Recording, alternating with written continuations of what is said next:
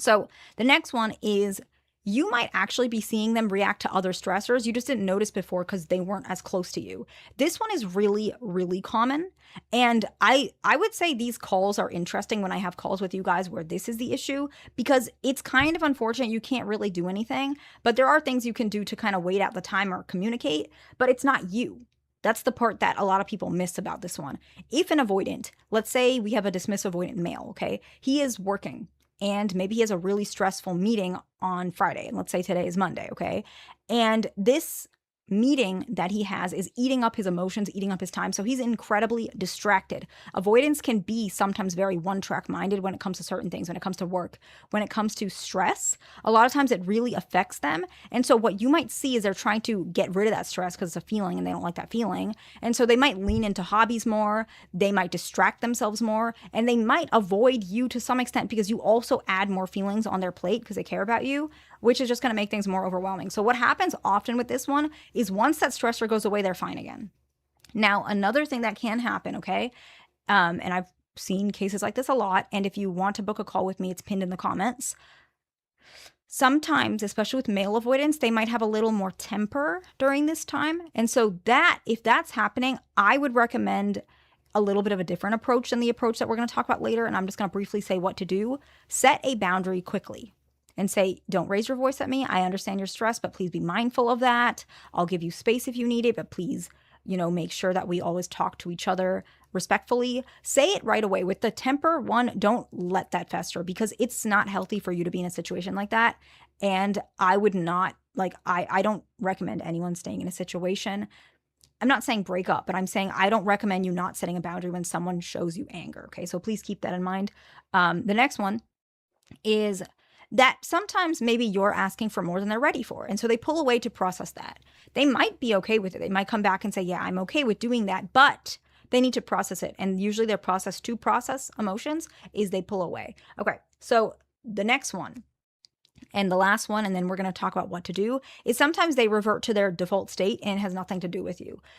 They have not been used to being romantic with someone for a long time. A lot of them have been single for many years. And so sometimes they just revert to that default state and they don't realize that it makes you feel like they don't care about you. And so with this one, very particularly prompt them, talk to them. If it really is just this, a lot of times they won't be too triggered if you ask. As long as you ask politely or gently, just ask every weekend, can we do this? Can you text me a little bit more frequently?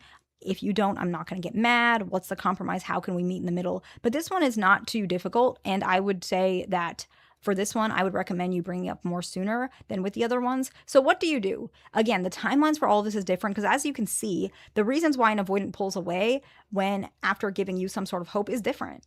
It really depends on your relationship. And so I try to put as much details as possible in these videos so that anyone who is not able to see me for a consultation call, they can still get a lot of information.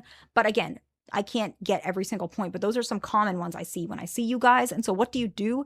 Take inventory of possible stressors. Inwardly, even if you want to ask them, what are the possible stressors going on in their life that could be affecting these things? The next one is take inventory of any triggers from you and from them, because your triggers can trigger them and their triggers can trigger you. So all triggers, right? You guys are in a relationship or a connection to some extent, all triggers, okay? The next one is wait a bit and see if they return back to a connection with you. For example, if it's like stressors, give it like a week. If it's grief, give it a month or two. And then see if it's getting a little bit better. If the issue is that they were angry with you, that needs to be said right away, just like I said. And if it's reverting to the default state and has nothing to do with you, there's no stress, you can bring it up sooner than this. So again, keep in mind the timelines. And then the last one is have a conversation about it. It doesn't mean that you have to be rough about it. It doesn't mean that you have to be angry about it, but you need to say something because a couple reasons. And I've told you this in my calls. If you've had a call with me and something like this happened, I've told you something similar based on your, particular case. If you don't say something, they're going to think it's okay because for a long time it was. I almost guarantee you that people have not really told them this because a lot of avoidants just avoid relationships. And if you have this conversation, not only will it help them to step up, it will also bring awareness about their attachment issues. A lot of people, a lot of times you guys will say, well, how do I tell them they have attachment issues? I'm going to make a video on that, I promise. It's on my list. But another thing that you guys sometimes don't do is you don't have the conversation that's very important for them to be aware. You have to prep them before telling them. Anyone who has been an avoidant, I used to be avoidant, anyone who is with an avoidant, you will know that saying something critical right away without any prepping can be really it can be very triggering and it will not land properly. And so prepping is by having some conversations such as this throughout the relationship that allows them to have some awareness that maybe something is a little bit, might be helpful if it was adjusted. It might make their life easier. It might make your life easier. And so having a conversation, I've noticed you were stressed. Is there anything I can do? I noticed that after your conversation with your boss, you've been in a bad mood.